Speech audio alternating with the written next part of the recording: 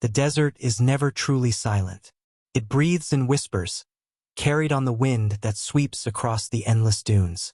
At dawn, the air hangs heavy with a golden haze, and the first light of the sun falls upon the Nile, the river of life, the lifeline of an ancient world. It was here, 5,000 years ago, that a civilization rose from the dust, its people believing themselves to be under the watchful gaze of gods and the unforgiving eyes of the dead. In this land, death was not an ending. It was a continuation, a crossing into another realm. The Egyptians called it the Duat, the shadowy world beyond life, where souls were weighed and judged. To them, every stone carved, every temple raised, every grain of sand that shifted in the wind was part of a greater design, a plan dictated by forces beyond human understanding. And so they built monuments that defied time, colossal statues, their faces worn by centuries of desert wind, still stare toward the horizon with unblinking eyes. Their gaze follows the rising sun, honoring Ra, the great solar god, whose journey across the sky mirrored the cycle of life and death. Beneath their feet, the ground hides chambers and corridors that stretch into darkness, tombs sealed with spells meant to last for eternity. The sands remember. Every footstep echoes through the ages. A traveler walking through the Valley of the Kings today might hear nothing but the crunch of gravel under their shoes. But long ago, these same pathways carried the funeral processions of pharaohs. Priests, robed in white linen, chanted hymns as they led the mummified kings to their eternal resting place. The air was thick with incense. The smell of resin, myrrh, and frankincense clung to the walls like a ghost. It is easy to forget, under the glaring Egyptian sun, that this was once a place of shadows. The tombs were never meant to be seen by the living again. They were carved deep into the cliffs, their entrances hidden, their walls painted with visions of the afterlife. A journey through rivers of fire, across fields of reeds, past gods with the heads of falcons, jackals, and crocodiles. These images were not art for beauty's sake. They were instructions, a map for the soul to navigate eternity. Even the river carried its own secrets. The Nile's calm surface hid dangers, crocodiles as large as boats, lurking in the shallows, waiting for the unwary. But to the Egyptians, these beasts were not just animals. They were living symbols of divine power, embodiments of Sobek, the crocodile god. To harm them was to invite wrath. To honor them was to gain favor. Farther south, where the cliffs close in around the river, the air turns cooler in the early morning. Here, temples stand half-buried in the sand, their entrances swallowed by time. Some are carved directly into the rock, their columns rising like forest trunks in the dim light. Inside, the temperature drops, and the sound of the outside world fades into stillness. In the torchlight, the walls seem to breathe. Painted gods loom out of the darkness, their eyes following you as you pass. What we know of these temples comes from broken inscriptions, fragments of papyrus, and whispers preserved by the desert. But what we do not know is far greater. Even now, archaeologists uncover artifacts whose purposes cannot be explained, objects of intricate design, forged from metals rare in the region, carved with symbols that appear nowhere else. Perhaps they were offerings to the gods. Perhaps they were tools meant for rituals lost to time. Or perhaps they were warnings. The ancient Egyptians saw the world as balanced between two forces: order, called Ma'at, and chaos, called Isfet. Every storm, every flood, every invasion was a reminder that chaos was always waiting to reclaim the land. Their rituals were not simply for worship. They were acts of protection, to keep the darkness from breaking through. Even the pharaoh was more than a ruler. He was a bridge, half man, half divine, chosen to keep that balance. His image was carved into every temple, his name sealed in cartouches that could not be altered without consequence. To erase a pharaoh's name was to condemn his soul to oblivion. And yet, in the deep tombs, there are places where names have been deliberately chiseled away. Someone, in the long history of this land, sought to erase others from eternity. The desert hides these stories well. It has swallowed whole cities. Beneath the sands of Saqqara lie layers of tombs, stacked one upon another, stretching back thousands of years. Some chambers still bear their original seals, untouched since the day they were closed. Others have been breached, their treasures stolen, their occupants disturbed, sometimes with consequences whispered about in village firesides. They say there are places where the wind shifts suddenly, carrying with it the scent of burning incense, though no temple stands nearby. There are places where compasses spin without reason, and where night creatures avoid the ruins entirely. In the stillness of the desert night, under a sky heavy with stars, it is easy to believe that the gods of Egypt never truly left. And perhaps they never did. The land sleeps, but it dreams. And in its dreams, the past is never gone, only waiting to be found. The Land of Gods and Shadows, Part 2. The night in Egypt falls like a velvet curtain. One moment, the horizon burns with orange light. The next, the sun sinks below the dunes, and the world is bathed in deep indigo. In this darkness, the temples take on another life, their outlines sharp against the starry sky, their columns casting shadows like silent sentinels. The ancient people believed the night was the time of the underworld's journey.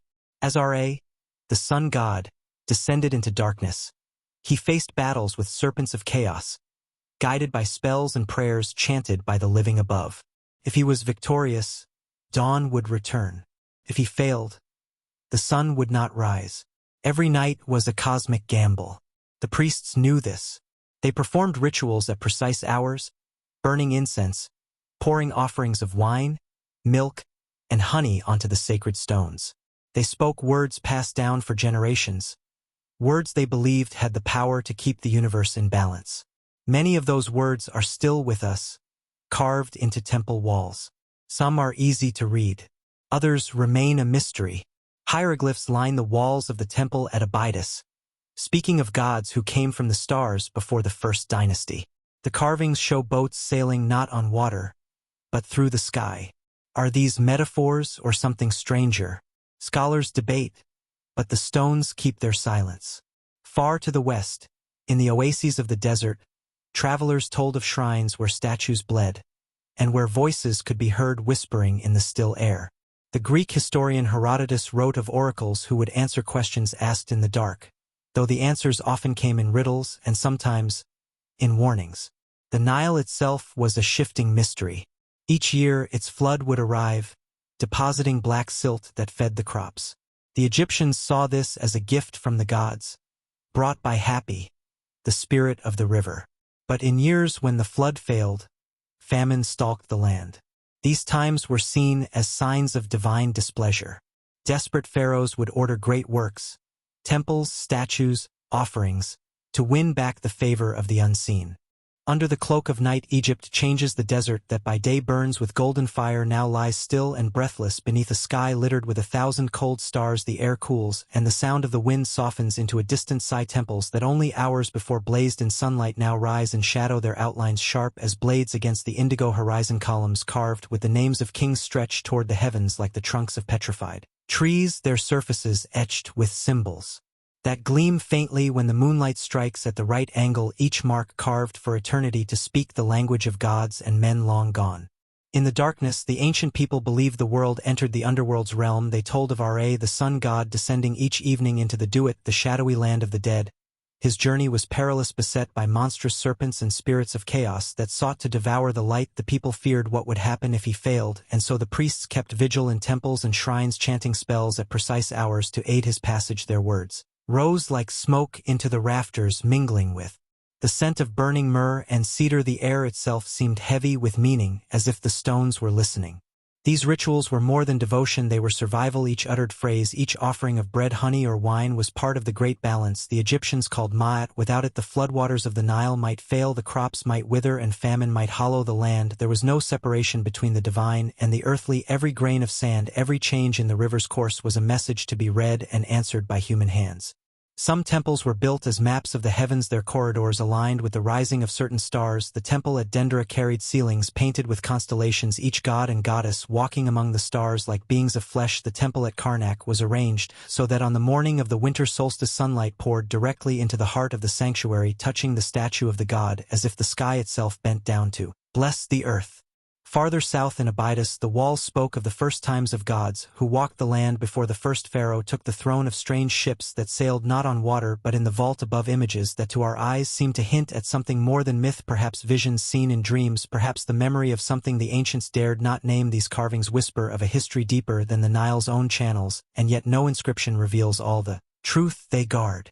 In the great silence of the desert, there are places where no living thing lingers, oases where the air is still and heavy, where travelers claim to hear the rustle of linen in the dark, as if figures pass unseen. Stories are told of shrines in these hidden places where statues weep red liquid, and where the stone lips of gods speak riddles to those who dare approach alone. Herodotus himself wrote of such oracles, claiming they answered the questions of men with voices carried by unseen means, though the answers were never clear and often carried warnings of doom.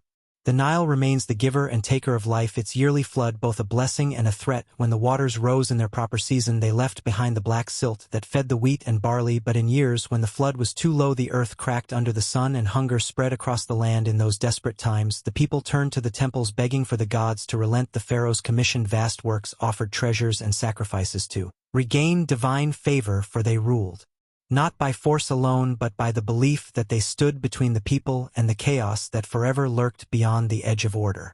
Even now the river hides its secrets. Beneath the slow current lie the remains of ancient boats crafted for funerals or processions, some meant never to touch the water but to carry the soul through the afterlife, their timbers bound with rope, their prows carved in the shapes of sacred birds and beasts. When the water is still, fishermen sometimes speak of seeing such boats adrift in the moonlight, their crews silent, their course steady though no oar touches the water. The elders say these are the vessels of those who never found rest, forever seeking the western shore. Beyond the river, the desert rolls away in endless waves of sand, swallowing the cities of the past. Entire walls, temples, and markets lie buried, as if they had never been. Saqqara is such a place, a necropolis layered with centuries of the dead, tombs stacked upon tombs, each era building upon the last. The deeper one digs, the further back the story goes. There are chambers sealed so tightly their seals remain unbroken since the day the stone was set. The air within as old as the dynasty that placed it. Others bear signs of intrusion, their treasures stolen, their spells disrupted, their occupants disturbed, sometimes with strange consequence. Among villagers' stories persist of places where the wind changes without warning, carrying the scent of incense, though no altar stands nearby, of nights when the stars seem to dim over certain ruins, and of footsteps that follow but leave no prints. There are stretches of the desert where compasses spin without cause, where animals grow restless and refuse to cross the sand. No map marks these places, yet their locations are known and avoided, passed down through generations in quiet warnings. In these hours when night is deep and the fires in the villages have burned low, the land feels as if it is watching. The gods of Egypt never truly left their statues, still stand their names, still whispered in prayers and curses. The wind that sculpts the dunes also carries words too faint to be caught. The land breathes in its long sleep, and in that breath are dreams older than the pyramids.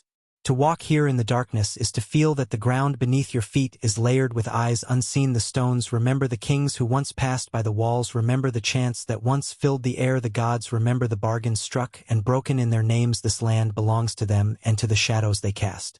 And as the first pale light of dawn brushes the horizon, the statues seem to stir, their faces turned once more to greet the sun, their gaze steady and unblinking as it has been for thousands of years. For in this place time is a circle, and the past never truly fades. It waits beneath the sand, patient, silent, watching.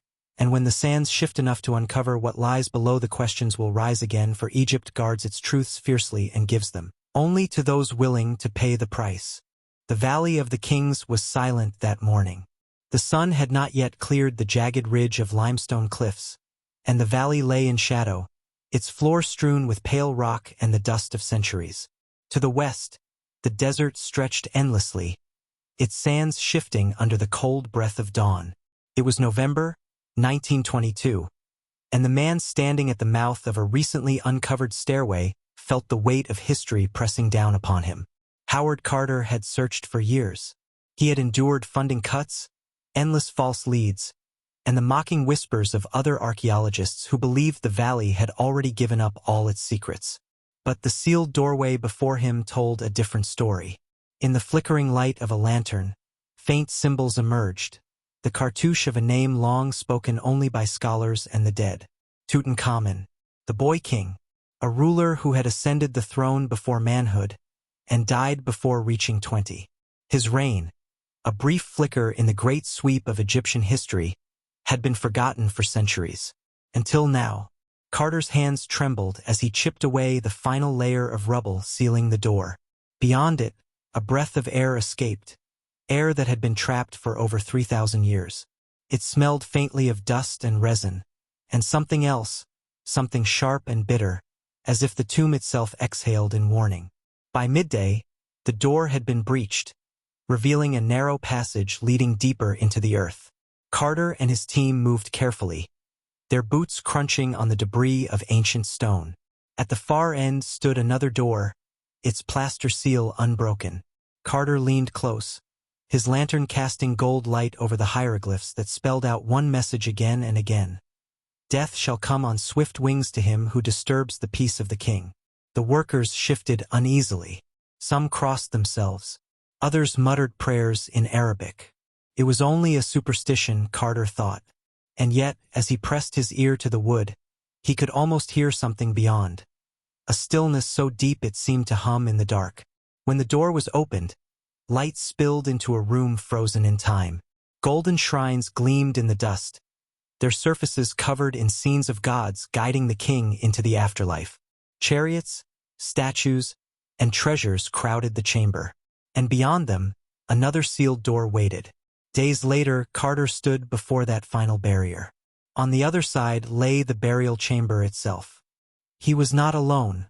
Lord Carnarvon, his benefactor, had arrived to witness the moment. The two men exchanged a glance. Then Carter took a chisel to the seal. What he saw when the hole was made would haunt him for the rest of his life. A flicker of gold, a shimmer in the dark, and then the sight of a great stone sarcophagus, guarded by statues with eyes that seemed to follow his every move. The tomb was intact, untouched by robbers. And yet, something about the air, the weight of the silence, felt unnatural. In the weeks that followed, the excavation continued under strict secrecy. The treasures were catalogued, the chambers photographed, the king's sarcophagus prepared for opening. But outside the valley, rumors had already begun to spread. It started with a death. A canary, Carter's pet, kept in a cage at the dig site, was found dead one morning. The overseer said it had been killed by a cobra, the symbol of the pharaoh's power. The workers whispered that the snake had been sent as a warning. Then, only months after the tomb was opened, Lord Carnarvon fell ill. It began as a fever, the result of an infected mosquito bite. Within days, he was delirious, raving about voices in the night, shadows moving in the corners of his room. His skin turned pale, his breath shallow. He died on April 5, 1923. At the very moment of his death, the lights in Cairo flickered and went out. Back in England, Carnarvon's dog let out a long, mournful howl and collapsed dead. The newspapers seized on the story. They spoke of the curse of the pharaohs, of ancient priests sealing vengeance into the walls of the tomb, of spells written in blood and shadow. And the deaths did not stop there. George J. Gould, an American financier who visited the tomb shortly after its discovery, fell ill almost immediately and died of pneumonia within weeks. A member of Carter's team, A.C. Mace, succumbed to arsenic poisoning under mysterious circumstances. Others were struck down by sudden illness, accidents, or inexplicable misfortunes. Even those far from Egypt felt the reach of the curse. Sir Archibald Douglas Reed, who had taken the first X-ray of the mummy, died soon after of a rare blood disease. In the valley, the workers grew restless. Some refused to enter the tomb again, claiming they heard whispers in the dark when they were alone. Others swore they saw fleeting shadows move between the golden shrines. Carter dismissed the rumors publicly, but privately, he began to keep a small notebook filled with odd occurrences. Objects moved without explanation, the smell of burning incense in the chambers, the sudden, unshakable feeling of being watched. And in the heart of the burial chamber, the boy king lay in silence, his face hidden beneath a mask of solid gold. The mask's eyes were inlaid with obsidian and quartz, and in the lamplight they seemed almost alive. Somewhere in the darkness of that sealed room, the air still carried the breath of a civilization that had worshipped gods older than memory. And perhaps it carried something else, something that waited, The burial chamber lay heavy with the weight of 3,000 years, the walls closed in close enough to feel their breath if stone could breathe. Painted figures lined every surface, gods with heads of falcons and jackals, eyes dark as obsidian, their hands extended toward the journeying king, each one carrying symbols of protection or judgment. The flicker of lantern light made them seem to sway, their shadows stretching and curling across the gilded shrines as if the gods themselves had stirred from slumber. The sarcophagus dominated the center of the room, carved from red quartzite, its surface inscribed with spells meant to guard the soul of Tutankhamun in his voyage through the Duat-Carter, and his men worked in the suffocating stillness, their chisels striking with slow precision, every blow echoing in the confined space. The smell of dust mixed with the faint lingering scent of resin and oils used in the burial rites, scents that had lain dormant for millennia. When the great stone lid was finally lifted, it revealed yet another barrier, a coffin of solid gold nested within two others, all sealed tight, as if to keep the living out or the dead in. Each layer bore the face of the boy king, serene yet watchful, the inlaid stones of his eyes glimmering faintly in the lamplight, as though aware of the hands that now touched him. The final coffin was opened to reveal the golden mask, its craftsmanship so flawless it seemed less an object and more a being, its gaze fixed forward into eternity. Around the chamber, treasures lay in silent ranks: ivory inlays, chariots, fine linen ceremonial blades, a dagger forged from meteoric iron that had fallen from the sky long before the boy was born, each item placed with care, each one meant to serve the king in the next world. Yet the presence of these treasures felt less like abundance and more like warning, as though they had been set as markers to keep something bound. Outside the valley, the rumors continued to grow. The death of Carnarvon was joined by others. Arthur Mace, a key member of the excavation, succumbed to illness that baffled physicians. Prince Ali Kamel Fahmy Bey, who had visited the tomb, was shot under circumstances that whispered of conspiracy. Sir Lee Stack, Governor-General of Sudan, met his death in an assassination not long after leaving Egypt. The threads of fate seemed to trail from the valley across continents and oceans. Within the tomb, Carter began to notice changes. Objects moved slightly from where they had been left, tools, misplaced sounds in the deeper corridors where no one was working at night. When the valley lay under the cold light of the moon, there were voices faint and far away, drifting on the still air. The workers spoke of seeing pale shapes near the entrance, shapes that vanished when approached. The air in the chamber grew heavier as the days passed, a feeling that settled in the chest and would not lift. The mummy itself presented a mystery. Tutankhamun's body was unlike any other found before it was burned, blackened, as if by intense heat, yet sealed in a sarcophagus that should have protected it. The wrappings were hardened, fused to the flesh. Scholars suggested a chemical reaction during burial, but the effect was as if fire had touched the king after death, a fire that left no mark on the gold or stone around him. Some whispered that it was the work of the curse consuming the flesh to bind the spirit. Outside, the world watched. Each report from the excavation fed the fascination and the fear. Tourists came to peer into the valley, some leaving with nothing more than photographs, others falling ill soon after returning home. Doctors could find no cause. Newspapers printed their names alongside bold headlines of the pharaoh's revenge. Every death, every strange accident was drawn into the growing legend. Even Carter, though he lived for many years after the discovery, could not entirely escape the shadow of the tomb. He avoided speaking of certain things, refusing interviews on the subject of the curse, yet those close to him noted the way his eyes lingered on the horizon when the wind shifted, how he kept certain artifacts close, never sending them to museums, claiming they were safer in his possession. Among the Egyptian workers' stories took deeper root, old tales of priests who bound the spirits of the dead to guard their rest, of rituals conducted in the last hours before sealing the tomb, of names carved not to honor but to command. The boy king's burial had taken place in haste, his death sudden, his body prepared in a way unlike others of his line. Some believed this left his spirit restless, the curse not merely a threat but a tether tying his will to the place of his interment. Years later, as the treasures of Tutankhamun toured the world, strange events continued to follow them: lights flickering in secured galleries, alarms tripped without cause, guards reporting cold winds in sealed rooms. One curator claimed to have heard the sound of breathing when he stood before the mask, though he was alone in the hall. For all the modern explanations, the weight of the legend never lifted. In the quiet of the Valley of the Kings, the tomb remains, though the treasures have been moved. The walls still hold their painted gods. The air still carries that dry scent of age and resin. Travelers who stand near the sealed doorway speak of a stillness that seems to press against the ears, as if the earth itself listens here. And in the dark of the burial chamber where the boy king once lay, the stone sarcophagus rests empty yet not unguarded, for the eyes of the painted gods still watch, and the silence is not without voice. Whether the deaths were chance or the work of something older than memory, the curse of Tutankhamun endures. It lives in the pages of history, in the whispered warnings of guides, in the unease that creeps upon those who walk too near to the tomb at night. The boy king has slept for over 3,000 years, but his story has never closed. Like the desert around him, it shifts and stirs and waits for those who will uncover it again. Beyond the ridge of the valley, the sun sinks in a wash of crimson light, the long shadows of the cliffs reaching out like fingers to claim the sand the wind picks up, carrying with it the faintest trace of incense, and for those who pause to listen there is a sound beneath the wind, something low and distant like the echo of a voice across centuries. It is here that the chapter closes, not with an answer but with a question that leads deeper into the shadows of Egypt, where another tomb waits with secrets of its own. The desert does not speak in words. It whispers in heat, in the long sigh of wind over stone, in the stillness that hangs over valleys carved by time. But in the winter of 1886, in the city of Thebes, it seemed as though the desert had found a voice trapped for thousands of years, released not in sound, but in the silent scream of a dead man's face. The discovery began with the unsealing of a forgotten cache of mummies. They had been moved here in haste during a time of crisis in ancient Egypt, hidden together to protect them from thieves. Pharaohs and nobles lay side by side, their names known from the delicate hieroglyphs on their wrappings. But among them was one who did not belong.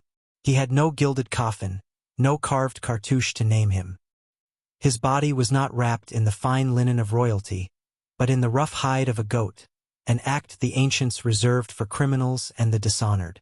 And his mouth, it was open wide, the jaw stiff in a posture of agony. His teeth bared, lips drawn back, eyes sunken yet somehow still filled with the memory of terror. Even in death he seemed to be calling out, not for help, but in protest, in rage. The archaeologists who examined him called him Unknown Man E. His skin had darkened with age, pulled tight over bone, but his body was unusually well preserved. Some said the position of his hands, bent and twisted as if straining against invisible bonds, suggested he had not gone gently into death. The tomb in which he had been found offered few answers. There were no painted scenes of the afterlife on the walls. No amulets rested on his body to protect him in the journey through the Duat. Instead, the space felt barren, as if it had been carved not to honor the dead, but to keep him contained. The goat's skin in which he was bound was more than a sign of shame. It was a barrier. In ancient belief, such a burial would prevent the soul from entering paradise. It would trap the spirit, forcing it to wander restlessly, denied the peace granted to others. As the workers moved his body into the light, a hush fell over them. Some crossed themselves. Others whispered prayers in Arabic. The air felt different here, thicker, heavier, as though the walls themselves were holding their breath. Back in Cairo, the body was examined more closely. It was then that more troubling details emerged. Traces of resin were found in his mouth and throat, but not in the way embalming required. It was as if molten resin had been poured into him while he still lived, sealing his final cry forever. Scholars began to speculate. Had he been a traitor, a murderer, or perhaps a prince who had turned against the throne? The rumors grew when certain hieroglyphic records were examined. They spoke of a conspiracy during the reign of Ramses III, a plot led by one of his own wives to place her son on the throne. The plan failed, and the conspirators met their punishment. Some were executed. Others were made to suffer a slower, more deliberate fate. One name stood out among the accused: Pentar, a prince, a son of the pharaoh himself. He had been forced to take his own life, the scrolls claimed, though no record of his burial was known. Could the screaming man be this prince? If so, his burial in goatskin would have been a final insult, ensuring that even his royal blood could not carry him to the field of reeds. The more the story spread, the more it unsettled those who came to see him. There was something about the expression, that frozen cry, that felt alive, as though at any moment he might draw in breath and speak. Even among the other dead of Thebes, his presence was different. In the quiet of the museum where he was eventually placed, guards told of odd occurrences. A faint sound, like a sigh, in the empty hall at night, the sensation of being watched, though the room was still. One swore he heard the faintest echo of footsteps following him as he locked up. And always, in the center of the dim light, the face of the man who screamed. Eyes empty yet unyielding, mouth open in a defiance that time could not erase. The mystery deepened when modern tests revealed that Unknown Man E's heart and internal organs had not been removed, unlike in traditional mummification. His body bore signs of violent convulsions, suggesting he had died in pain. In the shadows of history, his final moments seemed to burn brighter, more vivid, as though death had refused to fade them. Some say that was the point, that whoever entombed him this way wanted the memory of his suffering to last forever, to mark him not just as a man punished, but as a warning to all who might follow his path. And yet, what if the real punishment was not the manner of his death, but the place in which his spirit was left? A tomb without light, a burial without rites, a voice trapped in silence, except for that one, endless scream. Night in Thebes settles like a veil, the air cooling under the weight of countless stars. The ruins lie silent, yet not without presence. Shadows stretch long across the ancient stone, the same stones that once bore the footsteps of priests and mourners centuries apart from the living. Now the desert seems to hold its breath, as if listening for something that will not come, or perhaps something that will. In the museum where the screaming man now rests, the corridors are long and dim, lit by pale lamps that throw more shadow than light. After the visitors are gone, the air changes, the faint echo of footsteps fades, until there is nothing but the sound of wood contracting in the cool air, and the distant creak of a settling building. And yet those who have worked here longest speak of other sounds, a low, almost inaudible moan, a sigh that seems to come from no single place but from the walls themselves. Guards tell of nights when they walk their rounds and feel the weight of eyes upon them. Turning, they find only the glass case, the shriveled figure within, forever caught in the moment between life and death, his jaw agape, the black hollow of his mouth like a gateway to some place no living man should enter. Some refuse to walk that gallery alone, claiming that in the reflection of the case they have seen more than the figure within a second shadow close at his side. Researchers who have studied him up close note the details others miss: the fingernails pressed into the flesh of his palms as though clenched in unbearable strain, the faint trace of dried fluid at the edges of his mouth that suggests a final effort to breathe, the skin of his neck stretched tight in a way that hints at suffocation more than peaceful passing, and the resin sealed deep in his throat as though to trap whatever cry he had tried to loose. Theories are many, and each carries its own chill. Some believe he was buried alive, the goat skin not just a mark of shame but a binding, a ritual to keep his spirit tethered to the body, to deny him release. Others suggest he was poisoned, that the resin was poured while the poison still gripped his lungs, sealing his fate in slow, terrible awareness. And then there are those who think the truth is darker still, that this was a sentence not of death but of eternal imprisonment, a punishment meant to last beyond the flesh into whatever lay beyond. Legends grew quickly in the years after his unearthing. Stories of the curse of the screaming man began to circulate in the narrow streets of Cairo. Merchants swore that a shadow passed over their doorways on the nights when the mummy was moved from one place to another, a shadow that brought misfortune. Within 3 days one lost his stock to a sudden flood, another to fire, a third to theft. Guides told tourists that those who mocked the screaming man in his presence often fell sick before leaving the city, their dreams haunted by the image of his face, waking with the sensation of a hand pressing hard against their mouth. One story from the late 1920s tells of a visiting scholar who stayed late in the museum studying the screaming man's wrappings. He worked by lamplight, making careful notes on the weave of the goat skin and the markings along the seams. Sometime after midnight, he felt a sudden draft. Though no window was open, the flame of his lamp flickered violently, then steadied again. When he looked back to the table, the position of the hands on the mummy had changed ever so slightly. The fingers seemed to curl tighter. When he reached to examine them, the skin felt strangely warm. Whether truth or invention, the tales have never stopped in modern times. Even with scientific analysis, the mystery has deepened. DNA tests have suggested a link to the royal line, perhaps even to Ramses III himself, the supposed father of the ill-fated Prince Pentor. If the connection is true, then the screaming man may indeed be a figure once wrapped in privilege and power, stripped of both in his final hours. To die in disgrace is one thing, but to be denied passage into the afterlife was to be erased twice, once in the world of the living and once in the realm of the dead. In ancient belief, the journey through the Duat was treacherous, filled with gates guarded by monstrous beings, lakes of fire and fields of judgment. Without the proper spells, amulets, and offerings, a soul could be lost forever, wandering in darkness or consumed by the devourer of the dead. The screaming man had none of these protections. If his spirit lingers, it may be because it has never left at all. Visitors who stand before his case today often comment on the strange feeling in the air around him, the subtle drop in temperature, the faint pressure in the chest, as though the body remembers some ancient fear. Some stare into the face and feel the unshakable urge to turn away, as though the open mouth might at any moment release the sound that has been trapped for more than 3,000 years.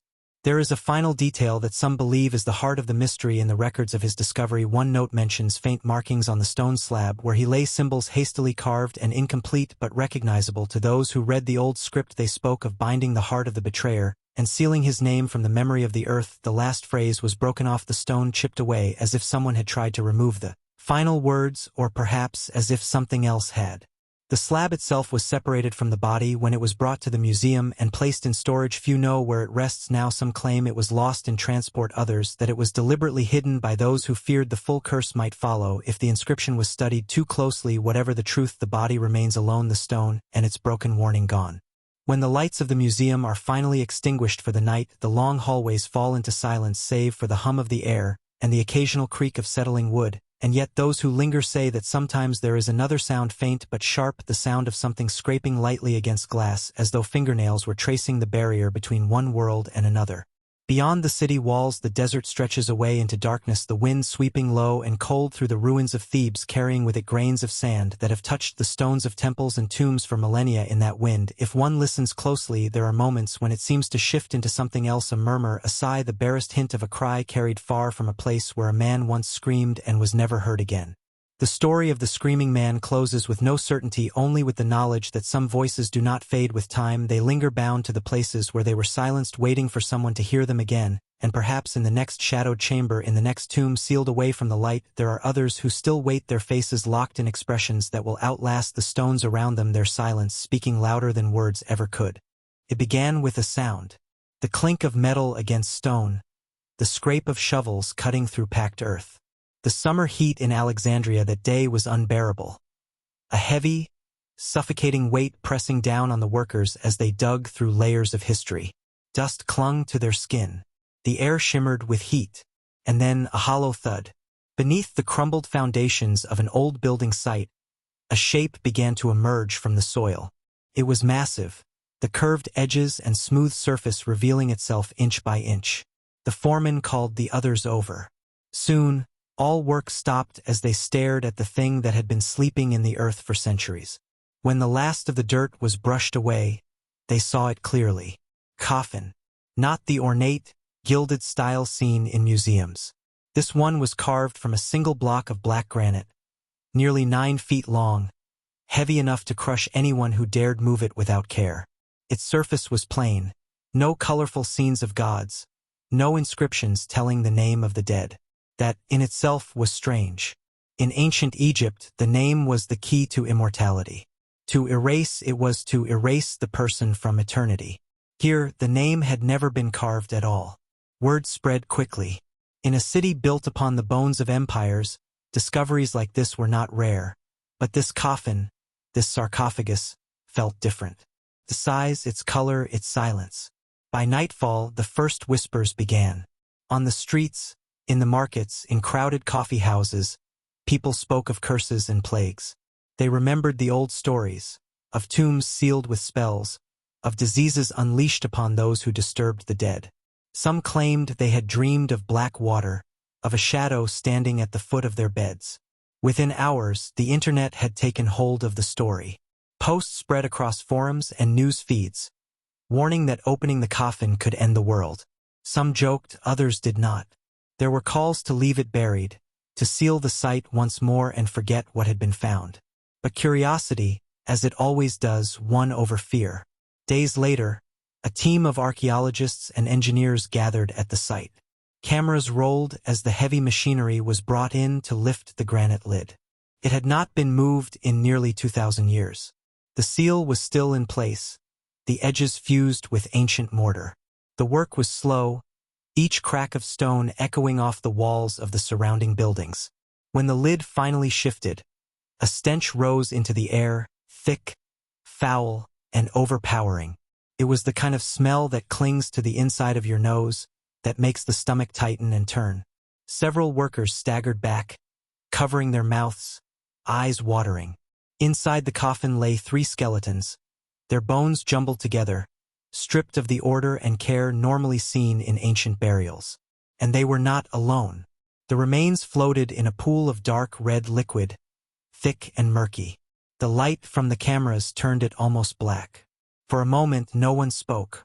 It was as if the entire world, those standing at the coffin's edge, and those watching from thousands of miles away, was holding its breath. The scientists called it sewage. A leak from somewhere above, they said, had seeped into the sarcophagus over the centuries, mixing with the decay of the bodies to create the foul pool. But the explanation did little to settle the unease that hung in the air, because the locals had another story. They whispered that the red liquid was not water, but a concoction. A poison brewed in the age of pharaohs, sealed with its victims inside, meant to carry death to any who released it. Some remembered a legend of the Vessel of Shadows, a container in which enemies of the crown were entombed, drowned in mixtures of blood and herbs to bind their souls and ensure they could never return. Others said it was a weapon, buried in case of invasion, designed to be unleashed only in the gravest of times. Whatever the truth, the sight of it chilled even the most rational minds. The skeletons seemed wrong somehow. The skulls bore marks, hairline fractures, small but deliberate, as though each person had met the same fate. 2 were male. 1 was female. Their bones hinted at youth, but the cause of death was not clear. The pool shifted when the wind stirred, and for those who stood near, there was a moment, brief and easily dismissed, when it seemed as though the surface rippled without touch, as though something beneath had moved. That night, as the coffin lay open under guard, the city seemed different. The air was thick, the streets unusually quiet. On the shore, the waves beat against the rocks with a steady, rhythmic pulse, as if echoing some distant heartbeat. In the hours before dawn, one of the guards posted to watch the sarcophagus reported hearing something from within. Not the creak of stone or the settling of water, but a sound like a sigh, low and drawn out. He did not return to his post the next night. The black sarcophagus sat beneath the harsh glare of temporary lights, its lid pulled aside like the jaw of some ancient beast. The red liquid inside glistened under the beams, shifting with every faint movement of air. The skeletons floated unnaturally light, their bones touching one another in a silent tangle. It was as though they had been placed together without care or perhaps without mercy. The air in the excavation tent was thick and wet, carrying the heavy metallic tang of the fluid and the faint sourness of things long dead. The archaeologists worked in measured silence, their gloves slick from the residue, their masks doing little to block the odor. Samples were drawn into sterile containers. The liquid stirred slowly as glass vials dipped below its surface. Each ripple seemed to catch the light in a way that suggested depth far deeper than the coffin could hold. The smell clung to everything, to clothing, skin, even the metal of the tools. Some of the team began to cough, others found excuses to step away into the open night. Outside the tent the city moved on, but the streets near the site seemed quieter than usual. The sound of traffic muted the calls from nearby markets. Subdued locals avoided walking too close to the barricades. Some crossed themselves as they passed, others muttered old prayers under their breath, their eyes drawn briefly to the shadow of the massive shape beneath its tarp before quickly looking away. Rumors spread quickly that the red liquid was not sewage as the officials claimed, but something older and more deliberate. Some swore that anyone who touched it would be marked within days. They told of a worker who had been splashed while lifting a bone from the sarcophagus, who soon after developed a deep fever, his skin turning pale, and his dreams filled with visions of dark corridors lined with torches and walls that wept blood. Whether these stories were truth or invention, no one could be certain, yet their persistence gave the liquid a name, whispered in the markets, the blood of the forgotten. The skeletons themselves began to yield their own secrets. The woman appeared to have been young, her teeth worn, but even and her skull bearing a faint fracture at the back. The 2 men were of similar age, both strong in bone, but each with subtle marks of violence around the neck, vertebrae flattened slightly, as if compressed in a sudden twist. None of them had been given amulets or the charms that would guide a soul through the afterlife. Their burial here together spoke of punishment rather than honor. Some in the team recalled ancient accounts of those condemned by decree, not simply killed but erased, their names struck from records, their bodies sealed away in such a manner that even the gods would not recognize them. If the sarcophagus was their prison, it had served its purpose well for nearly 2 millennia. On the 3rd night after the opening, an unseasonable wind rose from the sea, carrying with it a smell of salt and something sharper that those near the site could not place. The security cameras within the tent recorded the plastic sheets along the frame moving in rhythm, though no one was inside. The light above the sarcophagus flickered 3 times before steadying again. In the recording there is a moment where the liquid's surface ripples without cause, as though touched by an unseen hand. When the footage was reviewed in the days after the equipment registered a brief drop in temperature within the tent at the same time the ripple occurred, it was dismissed by some as a fault in the sensors, by others as something far less explainable, but among the workers the story changed. They spoke of the coffin breathing in the night. The official statement released to the public concluded that the bodies were likely soldiers or nobles from the early Ptolemaic period placed in a reused coffin for reasons unknown. The liquid remained described simply as a mix of groundwater and decomposed organic matter. Yet the scientists who studied the samples admitted quietly to finding compounds, not easily identified traces of minerals that did not match the surrounding soil, and a faint residue that resisted analysis. One researcher described under condition of anonymity that when the sample was placed under a microscope a strange crystalline pattern formed across the slide like frost on glass, and then dissolved before it could be captured in a photograph. The slide was cleaned and reused, but the pattern did not return. The red liquid was drained and stored in sealed drums, moved to a laboratory far from the city, but the memory of it lingered in Alexandria as if something had been disturbed not in the earth, but in the air itself. In the weeks following the opening, several residents near the site reported vivid dreams of drowning in water that burned the skin. Some claimed to wake with the taste of iron in their mouths. One older fisherman swore that at night, when the tide was high, he saw a shape moving beneath the waves offshore, a long dark shadow turning slowly as if in restless sleep. Eventually the excavation site was cleared, the black granite coffin relocated to a government facility, its immense weight moved with machines and cautious hands. Yet as it was lifted from the ground those watching swore they heard a hollow sound from deep within the earth, a sound like a deep slow exhale that carried over the hum of the engines. The street above was repaired, the noise of the city returned, the market stalls opened again, but the place felt changed. Even after months people still avoided crossing directly over the spot where the coffin had lain. The ground there seemed harder somehow, as though the weight beneath had pressed its shape into the earth. Those who had worked most closely with the sarcophagus kept their distance from one another after the project ended, not out of anger but out of something unspoken, a sense that they shared a knowledge they could not name. Some left the city entirely, their reasons vague, one simply saying he could no longer stand the sound of the sea at night. In ancient times black granite was rare, costly, and difficult to shape. It was chosen not just for its endurance but for its association with the eternal. To carve a coffin from it was to ensure the occupant would remain untouched for all time. If the sarcophagus had been meant to protect, it had failed. If it had been meant to imprison, perhaps it still succeeded in ways unseen. When the winds rise over Alexandria now, they sometimes carry with them the scent of brine and something older, a faint metallic tang that lingers at the back of the throat. For those who know the story, it is a reminder that the past does not always sleep quietly, and that some vessels are sealed for reasons that go beyond the reach of science. In the darkness of the government storehouse where the black sarcophagus now rests, its lid set back into place, the silence is deep, the air cool and unmoving. Yet those who pass through on their rounds sometimes pause without knowing why, their eyes drawn to the massive shape in the corner, its surface dull in the low light, its edges still sharp as if it had been carved yesterday, and they swear they can feel a vibration faint but steady through the soles of their shoes, as though the stone remembers being disturbed and is waiting for the chance to move again. The desert holds many secrets. Some lie in plain sight: the pyramids, the temples, the colossi staring into the horizon. Others are buried so deep that only whispers remain, drifting across the centuries like grains of wind-blown sand. One such whisper speaks of a place greater than any monument still standing.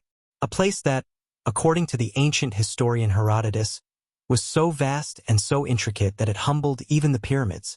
A labyrinth, built not to confuse the living, but to guard the dead and the truth. Herodotus visited Egypt around 450 BCE. He wrote of a colossal structure near the ancient city of Crocodilopolis, what we now know as Hawera. He claimed it contained 3,000 chambers, half above ground, half below. The upper halls were open to all, filled with carved pillars, statues, and records of Egypt's dynasties. But the lower halls were different. No living man, he said, could enter them. They held the tombs of kings and the sacred crocodiles of Sobuk, the god of the Nile. The chambers were sealed, their contents hidden from the eyes of mortals. Even the priests who guided Herodotus refused to speak of what lay below. What makes his account so strange is the way he described its scale. The labyrinth was not simply a maze of corridors. It was an entire city under a roof. Halls stretched for miles. Doorways led to courtyards surrounded by stone columns. The ceilings were carved from single slabs of granite, so large they seemed impossible to move. The walls bore inscriptions, said to hold the true history of Egypt, not the history told to the masses, but the history the gods themselves had witnessed. And yet, if you go to HIEROGLYPHS today, you will see no such place. The labyrinth, if it existed, is gone. Its walls are dust, its columns shattered, its records lost. All that remains is the crumbling pyramid of Amenemhat III, standing guard over an empty plain. Or perhaps, not so empty. For centuries, travelers claimed to hear strange sounds beneath the sand near HIEROGLYPHS, faint echoes, as if from stone striking stone deep underground. Others spoke of the ground trembling slightly, as though something enormous shifted below. When local villagers dug wells, they sometimes found fragments of carved limestone, polished smooth, bearing inscriptions no one could read. In the late 19th century, the British archaeologist Flinders Petrie came to HIEROGLYPHS. He uncovered traces of what might have been the labyrinth's foundations. Vast stone blocks laid in patterns that suggested corridors and walls. But even Petrie admitted that what he found was only a shadow of the original. If the labyrinth had truly existed, time, or perhaps something else, had buried it beyond reach. Modern technology has added to the mystery. In recent years, satellite scans and ground-penetrating radar have revealed shapes beneath the sand near HIEROGLYPHS. Massive, geometric patterns that could be the remains of walls, passages, and chambers. Some researchers believe these align perfectly with Herodotus's description. Others warn that the data is inconclusive and that excavation could be dangerous. Dangerous, not because of collapse or flooding. Dangerous because of what might be found. There are those who say the labyrinth was not destroyed, but sealed. That Amenemhat III ordered its lower chambers locked for eternity, fearing that the knowledge inside could undo the kingdom itself. Ancient texts speak of rooms where truth is written on the bones of the earth, guarded by statues that move without touch, and doors that will not open unless the proper words are spoken. Perhaps these are only legends. But in Egypt, legends have a way of outlasting stone. The most persistent of them claims that the labyrinth contains scrolls and carvings older than Egypt itself. Records of a time before the Nile flowed as it does now, before the desert was sand. Some believe they tell of a great flood, others of a fire from the sky, and of survivors who came from across the sea to rebuild. If such records exist, they could change everything we know about human history. And perhaps that is why the labyrinth remains buried. Standing in the shadow of Amenemhat's pyramid, it is easy to imagine it lying beneath your feet. The miles of silent corridors, the sealed doors, the empty air heavy with the dust of forgotten ages. The entrance could be anywhere, hidden under meters of sand and rubble. Perhaps you have walked across it without knowing. The desert is patient.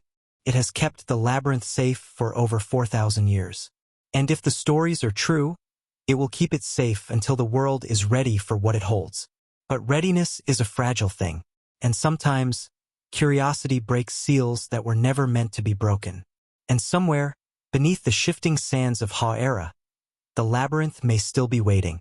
The wind over HIEROGLYPHS carries a low, unbroken tone as if the air itself remembers something it cannot speak. The ground underfoot feels different here, harder, in some places softer in others, the shifting weight of sand revealing and concealing what lies beneath. Locals avoid lingering too long. They say the land has moods that change without warning, one moment calm, the next filled with a strange tension that prickles the skin like the charged air before a storm.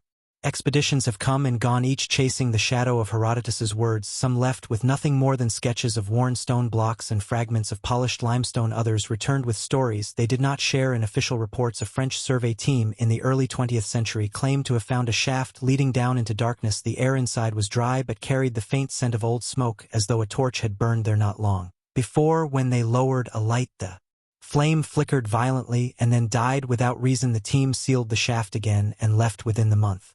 Decades later, radar scans mapped patterns in the earth beneath the plain, a lattice of lines and right angles too precise to be natural. The images hinted at chambers upon chambers stretching far beyond the footprint of Amenemhat's ruined pyramid. Some researchers pressed for excavation permits, others urged caution, reminding their colleagues of the old belief that the lower halls of the labyrinth were protected by more than stone and sand.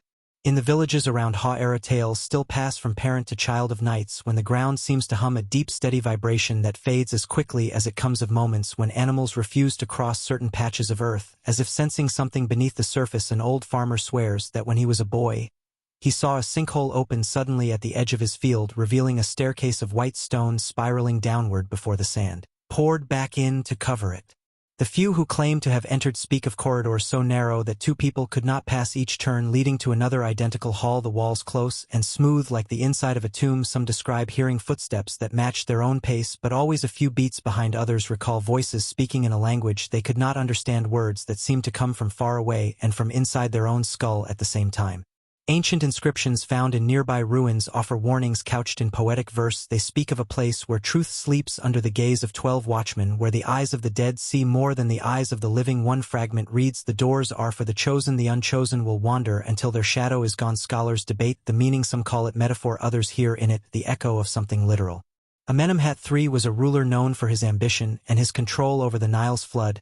He ordered vast irrigation works, turning desert into fertile land. Yet in his later years, he turned to projects shrouded in secrecy. The construction of the labyrinth, if the accounts are true, would have required more stone than any pyramid. Its very design meant to confuse and exhaust those who entered without guidance. If its purpose was to guard the records of Egypt's true history, it succeeded so completely that not even time has betrayed its full location.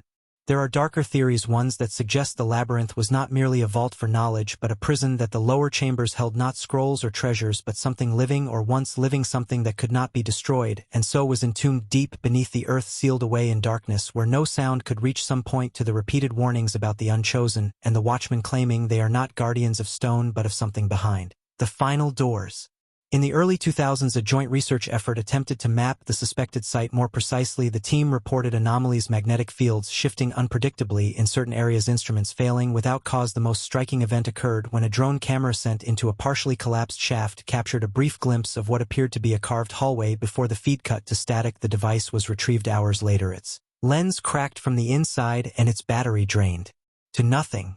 No official excavation has followed since. The site remains under the weight of sand and caution, but the labyrinth lives on in the restless dreams of those who study Egypt's mysteries. They imagine the air down there untouched for millennia, the walls bearing inscriptions that tell of ages we do not remember, perhaps even of rulers whose names never reached the annals of the known dynasties, of events erased and rewritten to suit the order of the day. Some believe the labyrinth may hold a map of the stars as they were before the desert existed, a record that could reveal how far back human memory truly goes. Others whisper of devices or objects left by a people older than Egypt itself, remnants of a time when the gods walked openly among mortals. The idea is dismissed in official circles, yet the very refusal to dig only fuels speculation. At sunset, the ruins of Amenemhat's pyramid cast a long shadow across the plain. The wind moves in restless eddies, lifting small veils of sand that swirl and vanish in moments. The light turns red, then gold, then fades to gray. In that hour, the horizon seems closer, the silence deeper, the kind of silence that presses against the ears and makes the heartbeat sound loud in the chest. Those who stand there too long sometimes turn suddenly, as if they have felt a presence behind them, though nothing is there. If the labyrinth is truly beneath Ha-era, it sleeps lightly, its stones remembering the weight of countless footsteps, its chambers waiting in stillness for the day when they will once again hear the voices of the living. The desert is patient, it will guard its secret until hands impatient or reckless enough decide to breach it. When that day comes, whatever lies inside will step out of history and into the light, and perhaps the world will learn why it was hidden so well and for so long. The torchlight danced across the stone wall, casting wavering shadows that made the carved figures seem to move.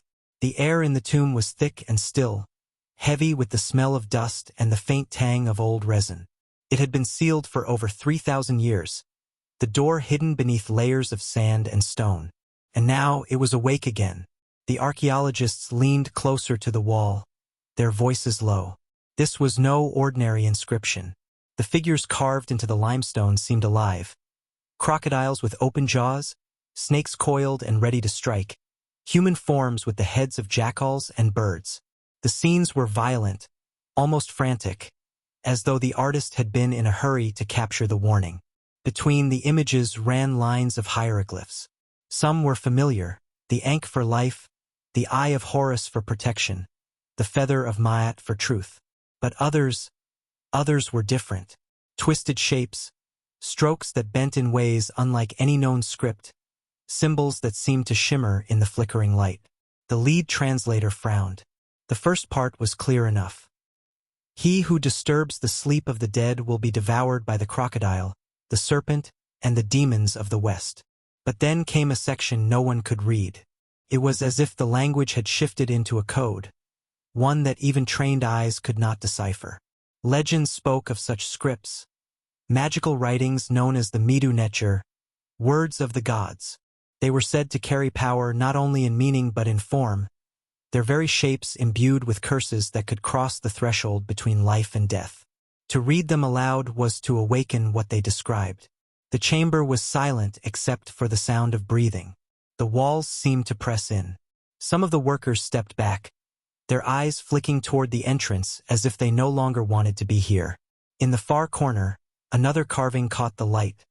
A tall, thin figure with a jackal's head, standing over a bound human form. In its hand was a long curved blade, raised high. Below, more of the strange glyphs curled like serpents across the stone, their edges sharp as if freshly cut. The translator shook his head. It wasn't just that the words were unknown. It was the way they were carved, deeper than the surrounding symbols, the grooves so fine they could catch a fingernail. Even after millennia, the edges were sharp, as though the stone resisted the wearing of time. They took photographs, sketches, rubbings. Back in Cairo, experts examined them, and still no one could say with certainty what they meant. Some thought it was a form of priestly shorthand, designed to keep sacred knowledge hidden from outsiders. Others believed it was a kind of spell, meant to be activated only under certain conditions. A few whispered that it wasn't Egyptian at all, that it had been given to the priests by those who came before Egypt itself. The most unsettling theory came from an old papyrus, kept in a locked archive in the Egyptian Museum. It spoke of the demons of the West, spirits that lived beyond the setting sun, in a land of shadow. Once called, they could not be banished, only bound to guard a place until the end of time. Their names were never written in full, for to do so was to invite them into the world. In the weeks that followed the tomb's opening, strange things began to happen. Tools went missing, only to be found in places no one had been. Lanterns sputtered and died without cause. One worker swore he saw movement in the corner of the chamber, a long shadow sliding along the wall, though no one stood there. The team pushed on, cataloging every detail, every carving. And still, the meaning of the strange hieroglyphs eluded them. Then, one evening, the translator noticed something in the photographs. The strange symbols, when taken in order, formed shapes, not words but patterns.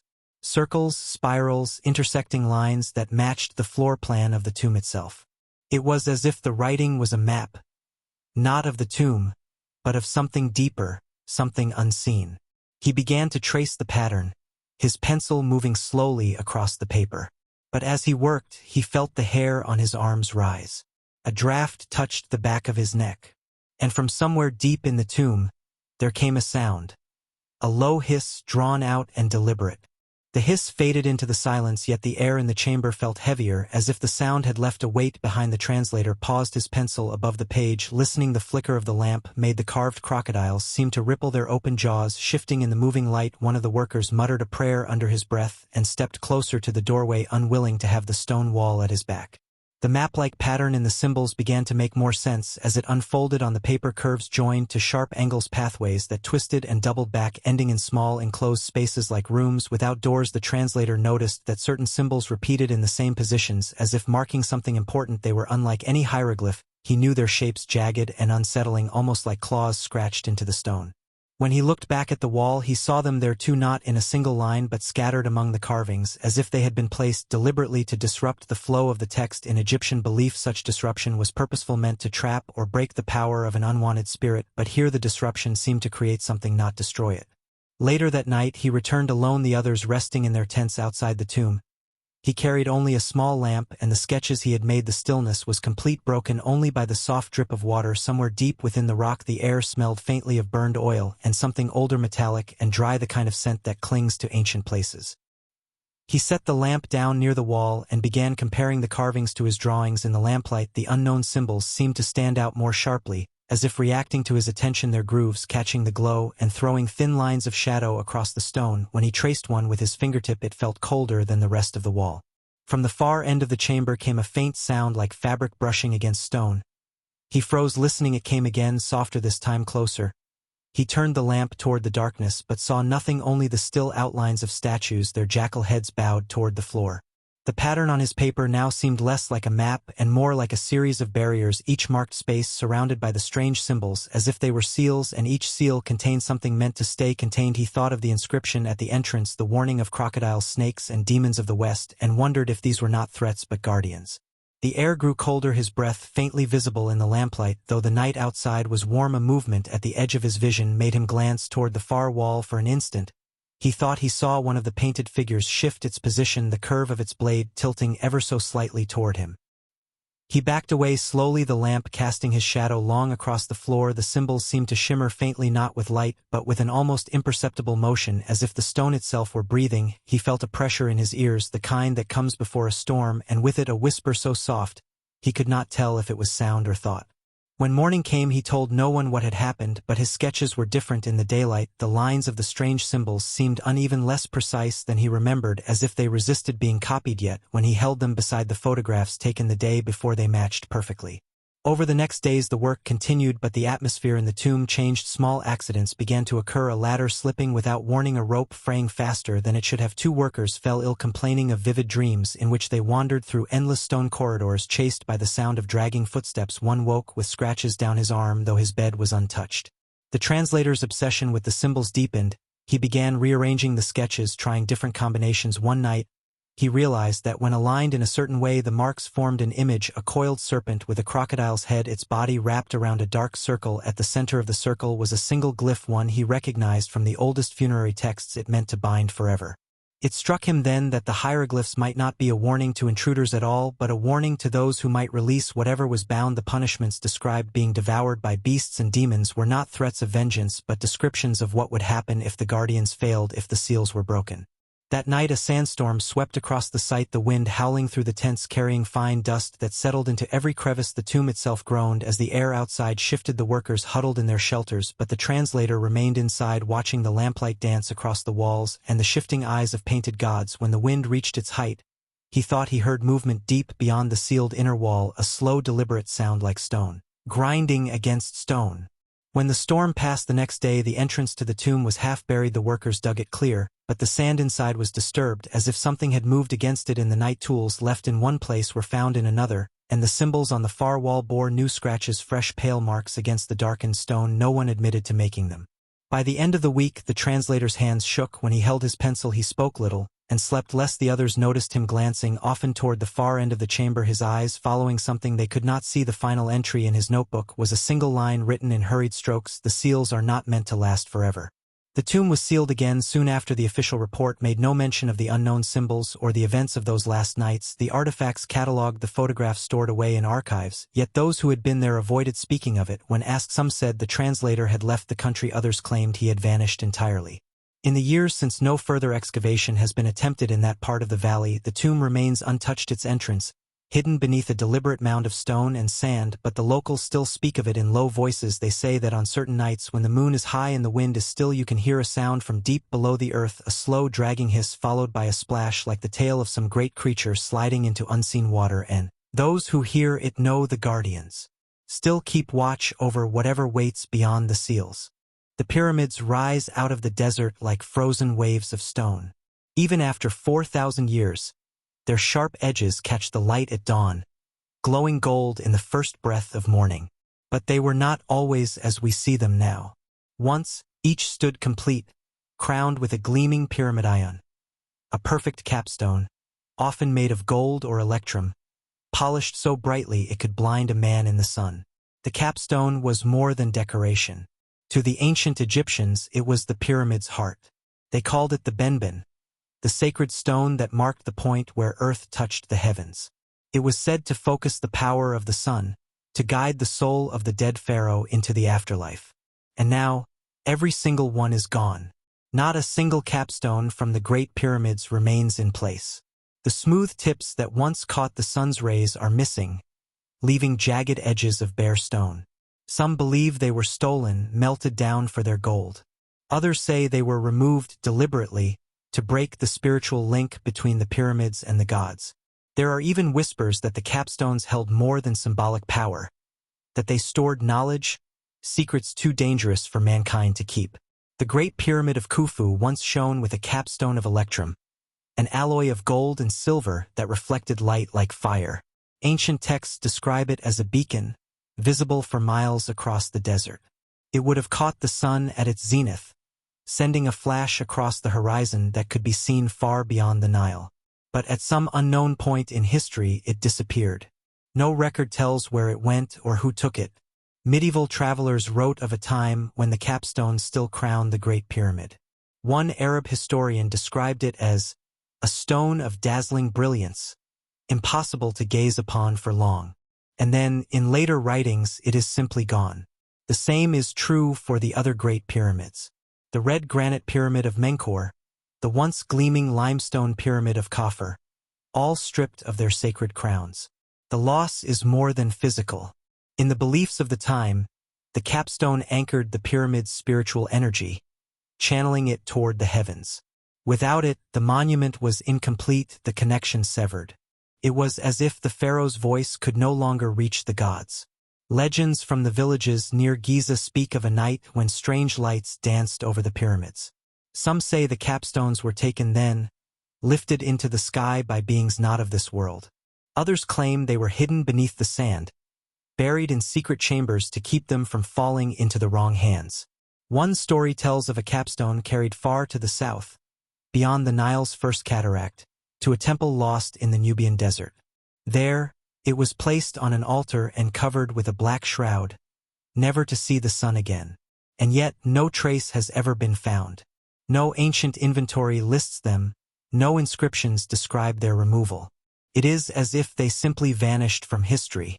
Some modern researchers have speculated that the capstones were destroyed during times of invasion, when foreign armies stripped Egypt's monuments for wealth.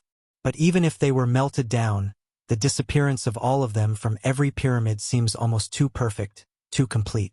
There is an older theory, one found not in official history but in fragments of myth. It claims that the capstones were part of a greater design, one that connected the pyramids to each other in ways we have only begun to guess. That each pyramid ion was aligned not just to the sun and stars, but to the others, forming a network of power across the land. And that, without the capstones, the network could not function. If true, it might explain why they were removed, not for greed but for safety. In a tomb near Saqqara, a faded inscription hints at such a choice. It speaks of a shining crown, taken from the king's house, lest the shadow open its wings again. What shadow it meant, no one knows. At sunset, the jagged tops of the pyramids cut dark shapes against the red sky. It is easy to imagine the golden tips returning, blazing in the fading light, throwing their glow across the desert. And it is just as easy to imagine the reason they might never return. Because if the legends are true, putting them back might not just restore the glory of the pharaohs. It might wake something the ancients worked very hard to keep sleeping. And somewhere, buried in the sands of Egypt, those crowns may still wait for the day they are called back to the sky.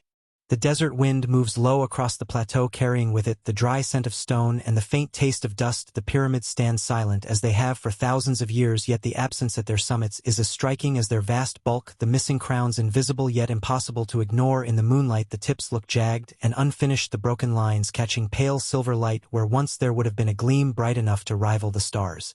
Stories among the elders of the villages nearby speak of nights when the capstones were still in place long after the age of the pharaohs. They say the golden points caught the light of the moon, as if drawing it down to the earth, casting a soft glow across the sand. Some remember tales told by their grandfathers of a sudden darkness that came without warning when the crowns vanished, a darkness not of the sky but of the heart, a heaviness that settled over the land and never fully lifted.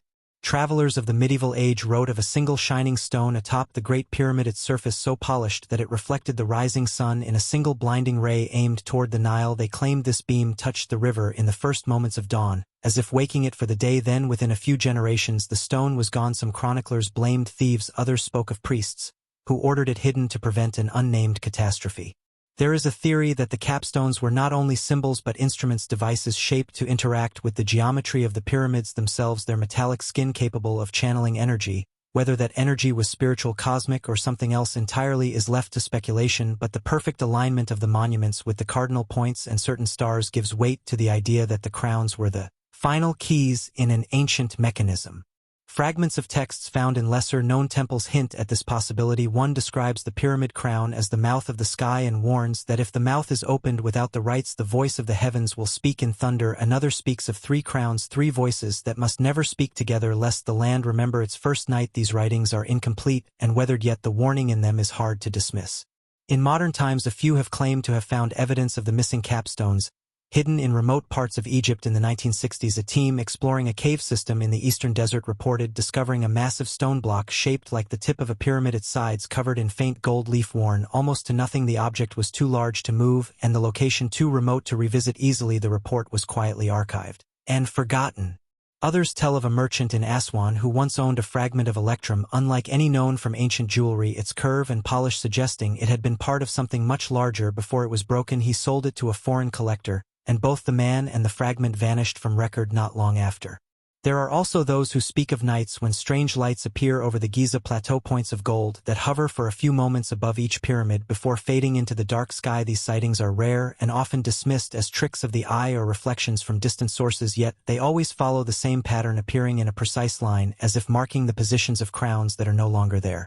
If the capstones were taken to protect the world from whatever they once controlled, then the question remains who took them and where they are now. Some suggest they were buried in deep chambers beneath the pyramids themselves, chambers that have yet to be found or opened. Others believe they were carried far away to lands beyond Egypt, hidden in places where their power could not be awakened, perhaps broken into pieces to ensure they could never be reassembled. But there are older voices that say the crowns were not removed at all, that they left of their own accord, drawn upward into the sky by the same force that first brought them to earth. In this telling, the capstones were gifts from the gods or from those who came before the gods, meant to remain only until their purpose was fulfilled. Once it was, they returned to where they came from, leaving the pyramids as empty shells, monuments to a connection now severed. The absence of the crowns has not diminished the awe the pyramids inspire, but to some it has left them feeling incomplete, like great vessels without sails, their true purpose hidden behind the silence of stone. Perhaps this is why the mystery endures, because it is not only about what was lost but about what was taken away deliberately and why. As the sun sinks low, the horizon burns red and gold, and the pyramids cast their long shadows across the desert. In that fading light, it is easy to imagine the crowns back in their place, catching the last fire of the day and sending it far into the darkening sky, perhaps to signal something far away or to hold something back from coming closer. Perhaps both. The air cools and the first stars appear, the same stars the builders once looked to when aligning these monuments with impossible precision. Night settles over Giza, the plateau quiet but not empty. The wind whispers along the worn edges of the stones, and for a moment it almost sounds like a voice speaking in a language too old to understand. Those who linger after sunset sometimes claim to hear a faint hum, a vibration that seems to rise from the very core of the structures, as if they are waiting for a missing piece before they can speak again. The crowns are gone, yet their absence is alive, a void that draws the imagination into deeper questions and darker possibilities. Somewhere under the sand, in a forgotten chamber, or in a vault halfway across the world, they may still exist, wrapped in darkness, waiting for the day they will be returned to their thrones atop the giants of stone. And when that day comes, the desert will remember the blaze of gold, the river will drink the first light again, and the voice of the heavens may speak once more. Whether in blessing or in warning, no one can say. The temple walls rise out of the desert like the ribs of some ancient beast. Stone columns half-carved, their fluted sides marked by the frozen strokes of chisels, stand in silence under the weight of centuries. The air is still, heavy, as though the place itself is holding its breath. This is Karnak, one of the largest temple complexes in Egypt, a place that was once the beating heart of the god Ammonius worship. Its vast halls and towering pillars tell of ambition without limit. And yet, here too, there are signs of abandonment. Stones left unshaped, blocks that never found their place, corners where the carvings stop mid-line, as if the workers laid down their tools and simply never came back. It is not just Karnak. Across Egypt, from the sandstone halls of Dendra to the crumbling walls of Hybes, there are temples that were never finished. Some were left incomplete because a ruler died, or because wars drew resources elsewhere. But others have no clear reason. The work halted without warning, leaving behind evidence of sudden departure. Unfinished reliefs, abandoned tools, walls smoothed but never inscribed. Local lore offers darker explanations. In the villages near Dendra, elders speak of nights when lights move among the columns. Not the cold white of electric lamps, but the wavering gold of flame. Shadows dance across the walls, and voices whisper in languages no one alive understands. It is said these are the priests of the old gods, still tending to duties that death could not release them from. In Karnak, some speak of a curse. They say the builders awoke something buried beneath the temple foundations, something that should never have been touched. The night it happened, strange sounds were heard, deep, resonant booms from beneath the stone, like the beating of a massive heart. By morning, the workers were gone. Not dead, not missing in battle, gone. Their families waited, but no one returned. The stone tells its own story. On the unfinished walls, the scenes of kings and gods are interrupted. A hand half-carved, a face missing its eyes. One relief in Karnak shows a god holding a scepter, but the scepter's tip has been left blank, a space where something should be. It is almost as if the carvers stopped the moment their gaze fell upon that empty space, as though something in it frightened them. Even today, walking among these ruins, there is a strange sense of being watched. The wind moves through the columns in long, low tones that sound almost like voices. Your own footsteps echo back to you, but sometimes there's another sound, soft, close, pacing you. Dendra's unfinished parts are stranger still. The outer walls are complete, richly decorated with scenes of the goddess Hathor. But deep inside, there is a hall where the walls are bare, smooth as if prepared for carving, yet untouched. The ceiling above bears faint marks, like lines of stars, but they stop abruptly, as though the artist had been called away mid-stroke. In that hall, visitors have reported sudden drops in temperature. Cameras refuse to focus, batteries drain. One researcher claimed to have heard chanting in the empty space, low and rhythmic, vibrating in his chest. He left quickly and never returned. Historians can give practical explanations, changing dynasties, shifting resources, the endless struggle to maintain power. But the completeness of the abandonment in some of these temples suggests something more. It is as if the places themselves rejected their makers. When the moon rises over Karnak, the great columns catch the pale light, and the shadows seem to lengthen unnaturally. In the stillness, you might see a figure moving where no living person stands. A tall, robed shape disappearing into the deeper dark. Follow it and you will find nothing. But the air will smell faintly of incense, as though a ritual has just ended. Some say the temples were left unfinished not because the builders failed, but because they succeeded in summoning something that could not be controlled. And once it came, the only choice was to walk away. Even now, the stones wait, holding their silence. But silence does not mean peace. The sun sinks behind the western hills, leaving Karnak in a deepening twilight. The sandstone glows faintly, as if holding the last warmth of the day. The long shadows between the columns stretch until they merge with the gathering night. The air cools, but the stillness is heavier now, as if the darkness presses down upon the stones in the vast courtyard. The unfinished walls seem more alive, their rough surfaces catching the dim light in ways that suggest movement. The chisel marks, frozen in time, appear sharper and deeper than they did beneath the midday sun.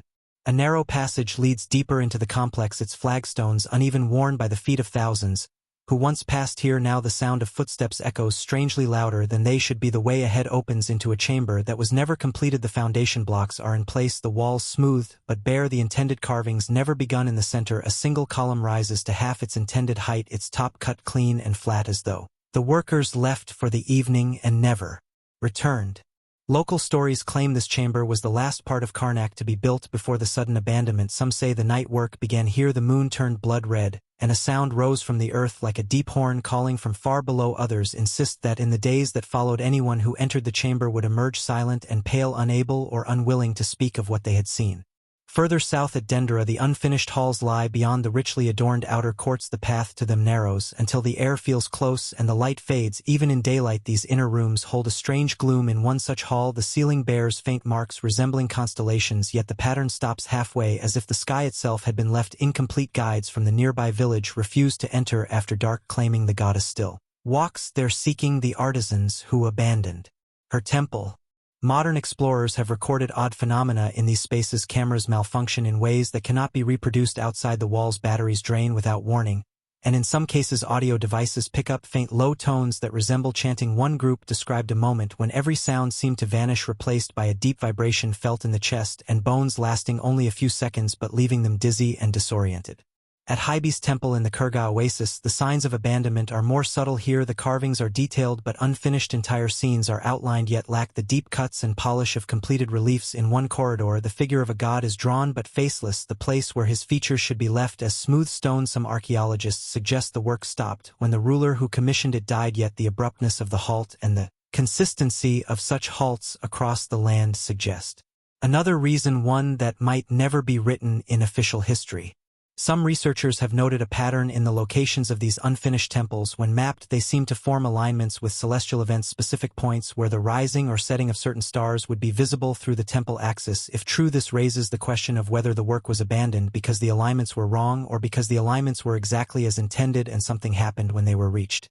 The elders tell an older story, one that has no date in history. They say the gods sometimes withdraw their favor from a place without warning. The signs are subtle at first: tools going missing, workers becoming sick, animals refusing to enter the site. Then the signs grow louder, the wind begins to speak in voices no one recognizes, the ground trembles, though no earthquake is felt beyond the temple walls. Fires will not burn within the sanctuary. Water carried in turns brackish and foul. When these things happen, the priests order the work stopped and the site left behind sealed to keep whatever has awoken inside.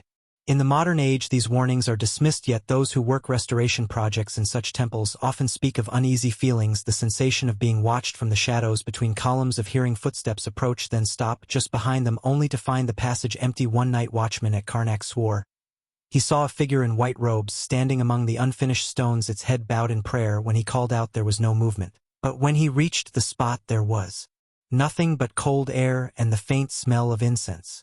The abandoned work remains as testimony to moments in time when human ambition met something older and chose to retreat. The chisels lie silent, but their last cuts still speak in the language of stone. Half-formed images frozen mid-gesture, bare walls that should have told the stories of gods and kings left mute, perhaps because the real story was one that could never be carved.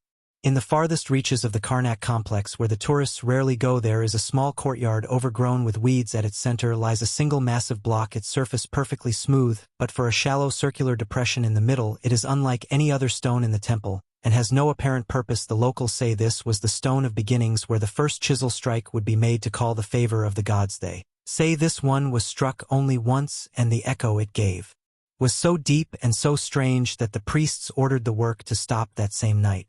Dendera too holds its secrets in one locked chamber known only to a few. There is a wall where a set of carved lines end abruptly just as they form a doorway. The stone within the outline is slightly different in color, as if it had been replaced or sealed over. The guides say that in the old days the priests warned never to open that doorway, for it did not lead to another room but to a place that was not of this world.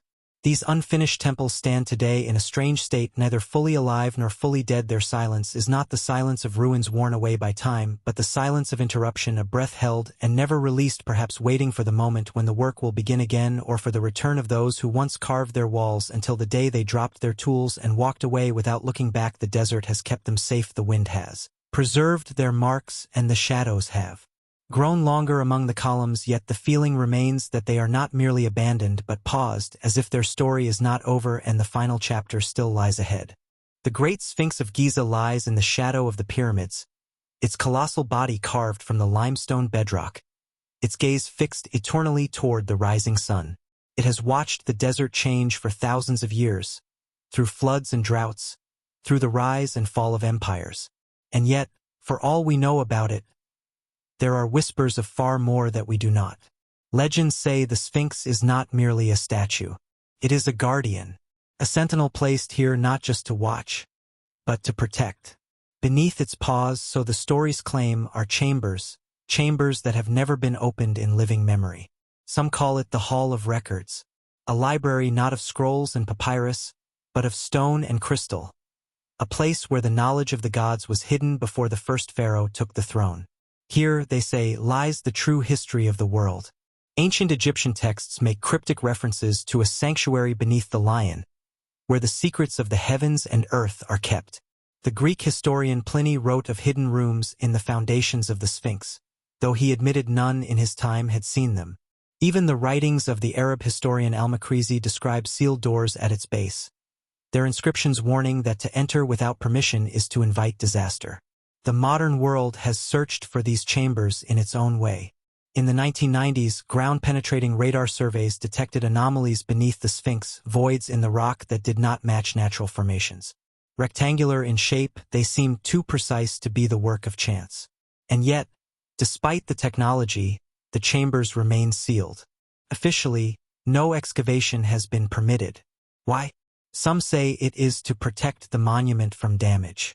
Others believe it is because those who know what lies below have decided the world is not ready to see it. The rumors grow darker. They tell of artifacts that could shift the very foundations of history.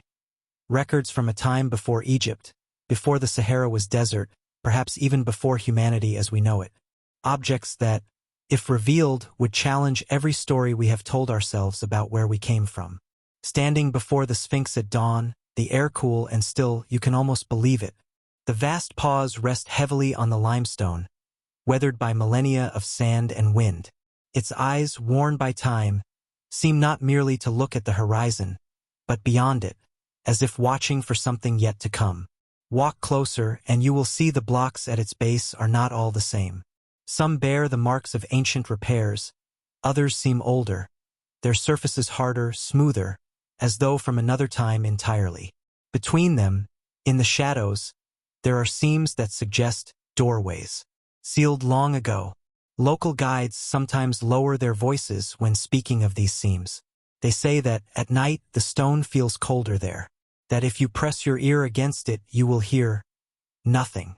Not the muffled hum of the earth, not the whisper of wind through cracks, just silence. A silence that feels too complete to be natural. The Sphinx itself has been dated by most scholars to the reign of Khafre, around 2500 BCE. But some geologists have argued its body bears the marks of water erosion, the kind caused by centuries of heavy rainfall. If true, the monument could be thousands of years older than we think, built in an age when the Sahara was green. And if it is that old, who built it? And why guard what lies beneath for so long? Beneath the desert heat, the chambers may wait exactly as they were left, sealed against time. Perhaps filled with statues, tablets, and maps of a world now lost. Perhaps holding something stranger still.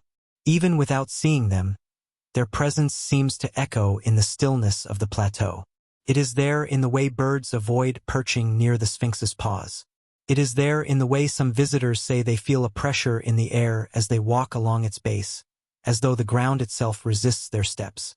In the soft light of evening, the Sphinx changes. Its shadows deepen, its face becomes unreadable. And for a moment, as the sun sinks and the air cools, you can imagine those sealed doors opening. Not to the sound of hinges, but to a rush of air untouched for thousands of years. And in that moment, the world would change forever.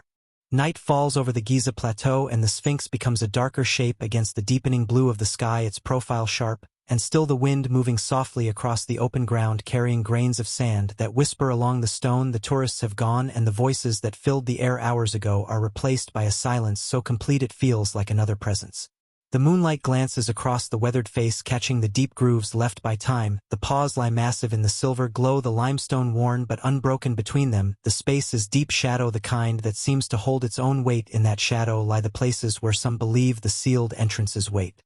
Stories persist of nights when faint glimmers of light are seen in that darkness, pale gold or cold blue flickers that vanish the moment they are looked at directly. The guards say it is tricks of the eyes, reflections from the city beyond the plateau, but those who have seen them swear they came from within the stone itself, as if something below was moving or watching. There are older stories told quietly by workers whose families have lived near the Sphinx for generations. One speaks of a time when an earthquake shook the land centuries ago, and a slab near the front paw shifted slightly, revealing a hollow sound beneath. When struck, the opening was covered within days by heavy blocks and guarded until no trace of the crack remained. In the 20th century, a team of researchers using early seismic technology recorded unusual echoes under the monument, sharp returns that suggested cavities deep and regular in shape. Later surveys decades apart found similar patterns, some beneath the paws, others beneath the length of the body, yet permission to excavate was withheld. The official reason given was preservation, but to many it seemed the kind of refusal, born not of caution but of knowledge. Some who claim to have been allowed inside describe descending through a narrow shaft cut straight into the limestone, the air growing cooler, the light falling away until only the lamp in hand remained. They speak of walls smooth, as if polished, lined with blocks far older than the pyramid stones above. In one chamber, they say, there was a floor of black basalt so perfectly joined that no seam could be seen, and in the center a single pedestal empty but carved with symbols no one could read.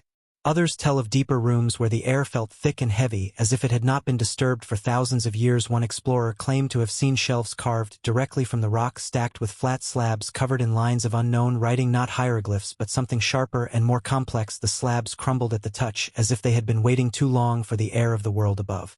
These accounts are unverified, their tellers often dismissed, yet the details between their stories match more than chance would allow. Each speaks of a final chamber, a place at the deepest point where the sound of their own breath seemed to vanish entirely, as if the room swallowed it, and at the center of that room something was sealed within a structure of stone unlike any in Egypt.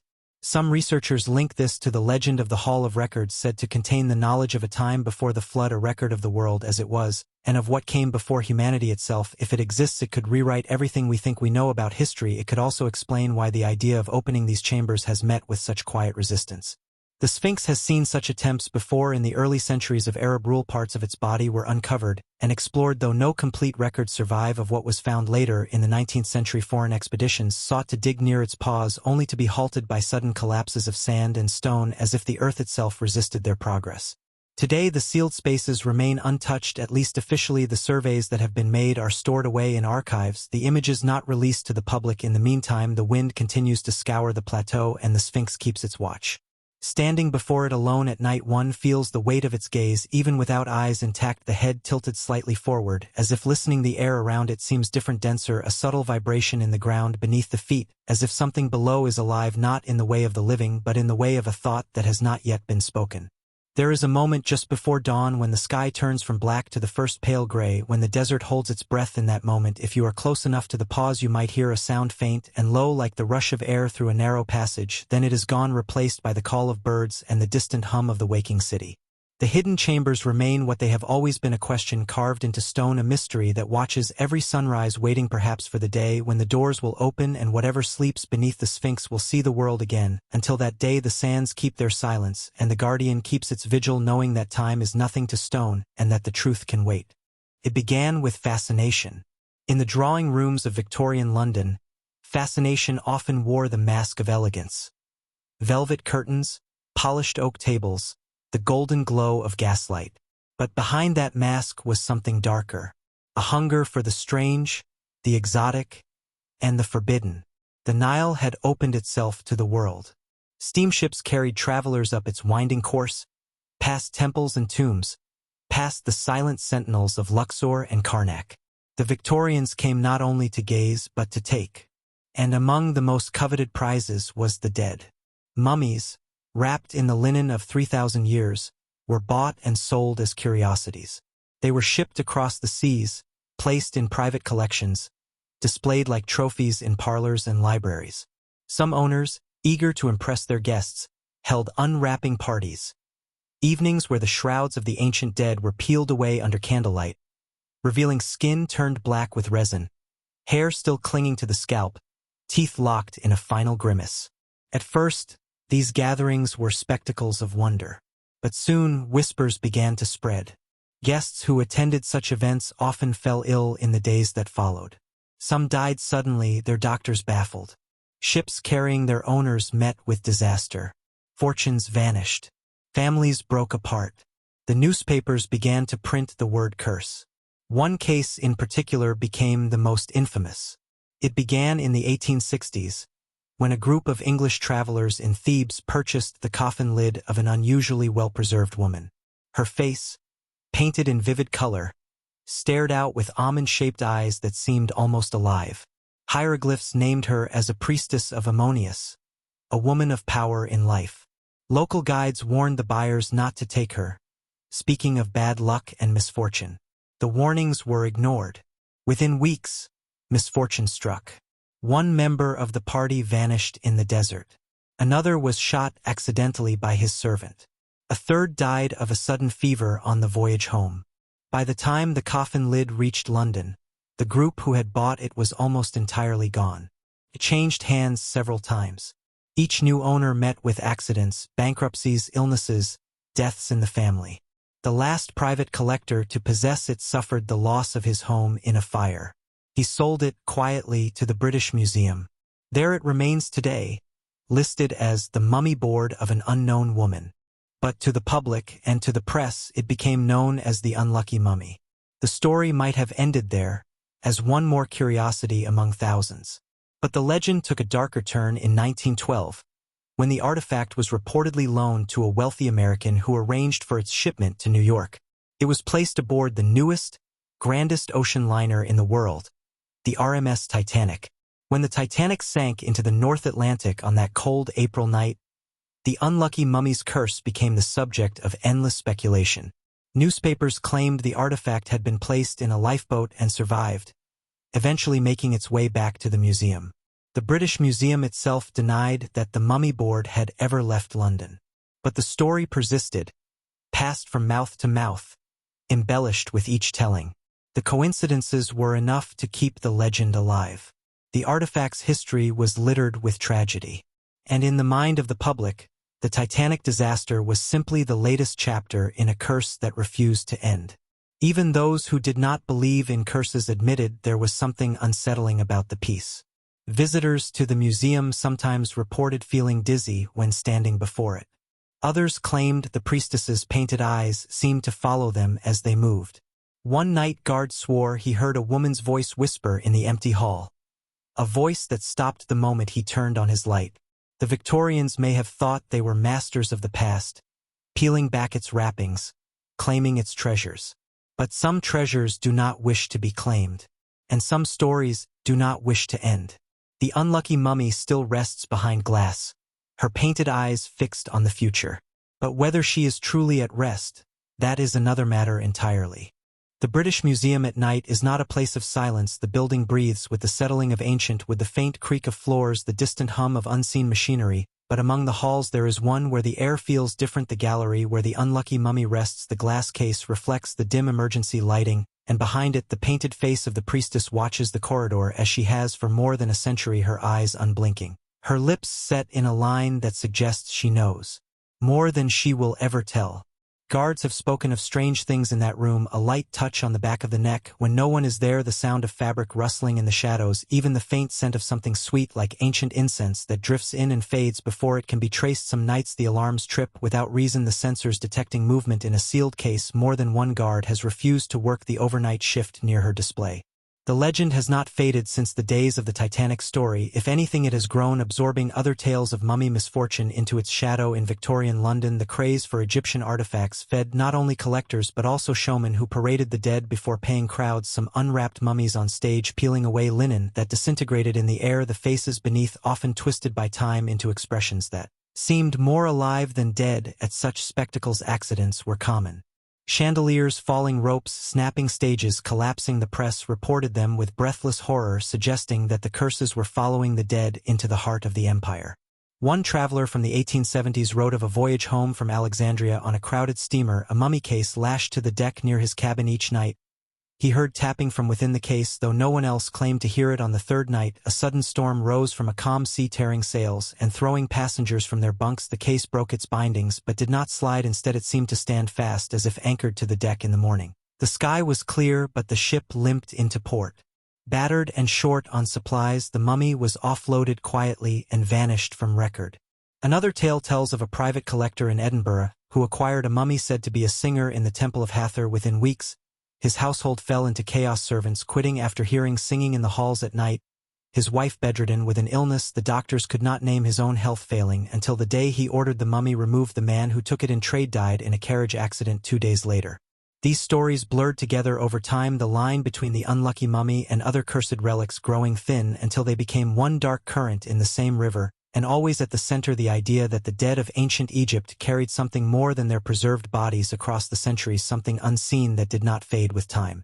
Skeptics spoke of coincidence, of mold and bacteria, of superstition feeding itself, but those who had stood in the gallery at night or felt the weight of painted eyes upon them were not so quick to dismiss the idea. Some said the priestess was wronged in life, that her burial was disturbed, that the protections meant to guard her in the afterlife had been broken, and so her spirit roamed, lashing out not from malice but from a restless need to be returned to her proper place. The British Museum maintains its position that the artifact is harmless. A piece of painted wood no more dangerous than any other object on display, yet there is no denying the unusual care with which it is kept, the controlled climate, the reinforced case, the way it is never moved except by specialists and always with ritual precision, as if the handlers themselves are unwilling to take chances.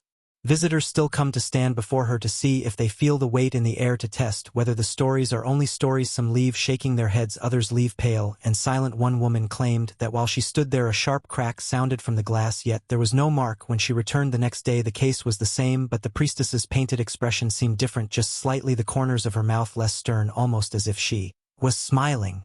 Legends say that those who take from the dead without permission will be followed by the dead, until the debt is paid. Perhaps that is why the unlucky mummy has remained untouched for so long, no longer passed from hand to hand, but fixed in one place where all can see her, and where she can see all who pass her. The longer she waits, the deeper the mystery becomes, and in the stillness of that gallery at night one could almost believe that she is not waiting for release but for the right moment to begin again, and that when she does the first to know will not have time to warn the rest. The Nile is never truly still. Even in the dead of night, when the air hangs heavy and the villages along its banks have gone silent, the river moves, a slow, endless current carrying silt and secrets from the highlands to the sea. It has carried life for thousands of years. And death, too.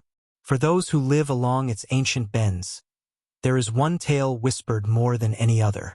A tale of boats, not the sturdy wooden craft of fishermen, but long, narrow vessels woven of reeds. Boats that no one builds anymore. Boats that drift where no human hand guides them. The fishermen call them the Silent Ones. They say these boats appear when the moon rides high, pale and round, casting silver over the water. The air will be calm, the river quiet, and then, without warning, a shadow will form against the glow of the moonlit ripples. A shape gliding soundlessly along the surface.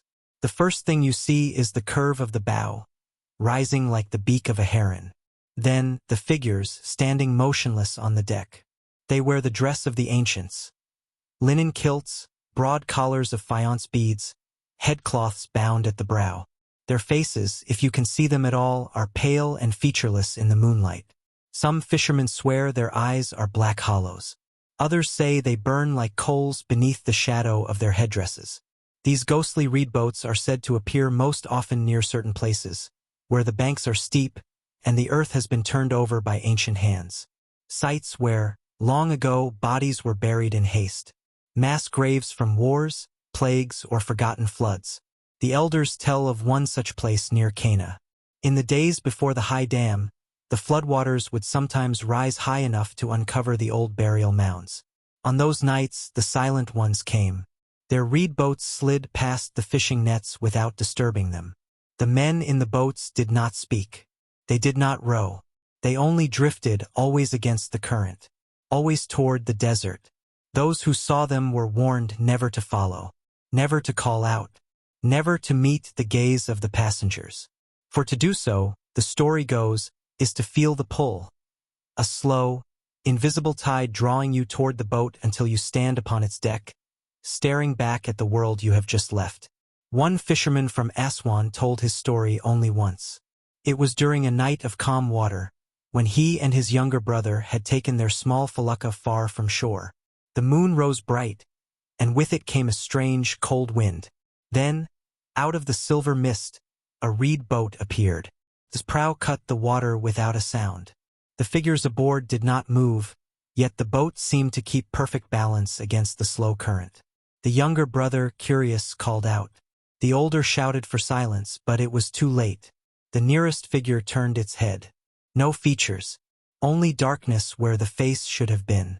The younger brother dropped his oar and stumbled to the side of the boat, as if drawn. The older seized him by the arms, pulling with all his strength until the moment passed and the reed boat slid away, fading into the mist. The younger man was never the same again. He refused to fish at night. He kept to the shore and would flinch at the sight of moonlight on water. When asked what he saw, he would shake his head and mutter only that the river had been calling his name.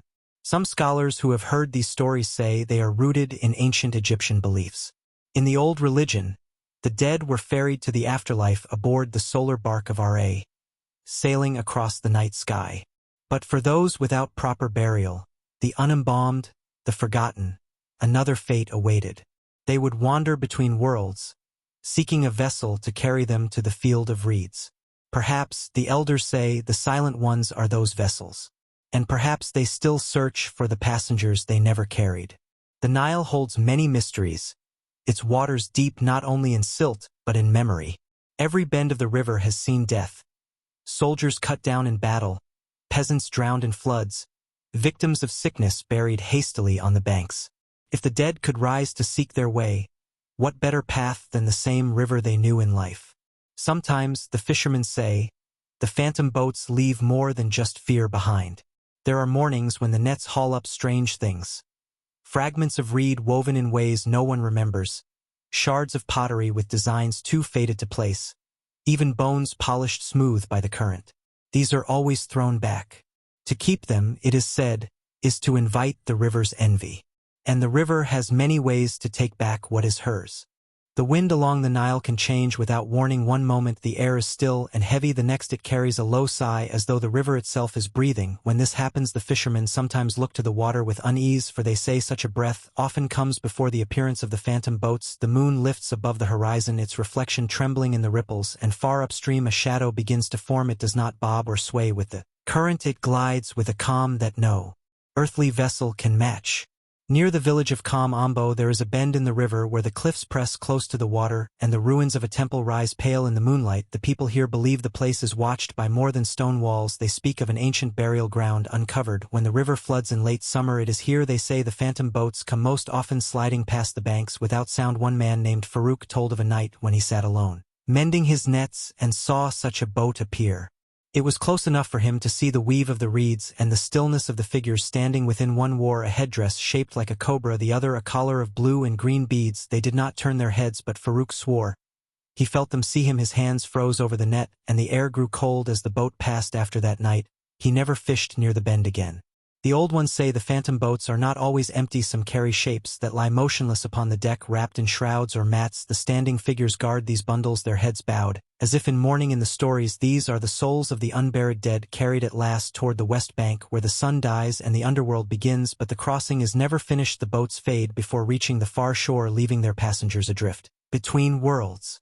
There is a belief among the elders that the appearance of such a boat is a warning. They say it comes when the balance between the living and the dead is disturbed, when graves are robbed, or when the earth holding the bones of the forgotten is torn open for new building work. One story tells of a dredging crew in the 1930s working to deepen a section of the river. They found human remains by the dozens and stacked them carelessly on the bank. That night, several of the crew vanished. The next morning, their small launch was found drifting downstream unmanned. The men were never seen again. The villagers said the phantom boats had taken them as payment. In Luxor, an old fisherman named Samir once claimed to have followed a phantom boat against all warnings. He said the night was clear and the moon bright enough to see far downriver. The boat moved slowly, but no matter how fast he rowed, he could not close the distance. It seemed to lengthen the more he pursued. The standing figures never turned yet. He felt their gaze on him. At last the boat slipped into a veil of mist that rose suddenly from the surface. When he rowed through the mist, the river was empty. Samir returned to shore before dawn and found his hair had turned white. Ancient texts speak of funerary barges meant to carry the body of the pharaoh across the Nile to his tomb. The voyage was a sacred rite guarded by priests and accompanied by chants to ensure safe passage to the afterlife. Without the proper rites, it was believed the soul would wander restless, unable to find the field of reeds. It is this belief the villagers tie to the phantom boats. They say the dead, who never received their journey, now drift forever along the water, searching for the west bank that will never welcome them. In modern times there have been fewer sightings, but they have not ceased. In 2011, a group of tourists on a night cruise between Aswan and Edfu claimed to have seen a reed boat pass silently beside them. The guide insisted no such craft could be on the water at that hour. The tourists tried to take photographs, but each image showed only the black water and the moonlight, as if the boat had never been there. The river keeps its own counsel, its depths hiding not only the silt of centuries but the memories of all who have passed through its current. On certain nights, when the air grows heavy and the moon paints the water in silver, there are those who still refuse to look too long at the shapes that drift by. For in the quiet of the Nile, the line between the living and the dead is not as solid as we might wish, and there are boats on the water that no man should board. The desert is a patient keeper of secrets. Its dunes rise and fall like the slow breath of a sleeping giant, hiding and revealing in rhythms far older than any human memory. In the heat of the day, the sands shimmer with mirages, visions that fade when approached. At night, under the cold glow of the stars, the desert seems to listen, as if waiting for someone to speak the right words to unlock its stories. Egypt has been studied for centuries. Archaeologists, scholars, and treasure hunters have dug into its bones, tracing the lines of its ancient cities, mapping the shadowed corridors of its tombs. Yet, for every answer pulled from the sand, 10 more questions rise in its place. This is the eternal nature of the land, a place where history does not rest quietly, but stirs beneath the surface. Each year, the earth gives up something new. Sometimes it is a fragment of pottery, simple and unassuming, that tells of a forgotten trade route or a vanished village. Other times it is a sealed chamber, untouched since the day its builders sealed it away, its air heavy with the scent of ages. These finds are windows into the past, yet each one alters the picture we thought we knew. The shifting desert is not the only architect of mystery. The Nile itself changes its path over centuries, erasing landmarks and burying others deep beneath new soil. Villages sink into the mud, temples crumble into the current, and tombs vanish beneath farmland. In some cases, the people living above them have no idea what rests beneath their feet. There are stories told among the locals, not of famous kings or queens, but of smaller, stranger finds.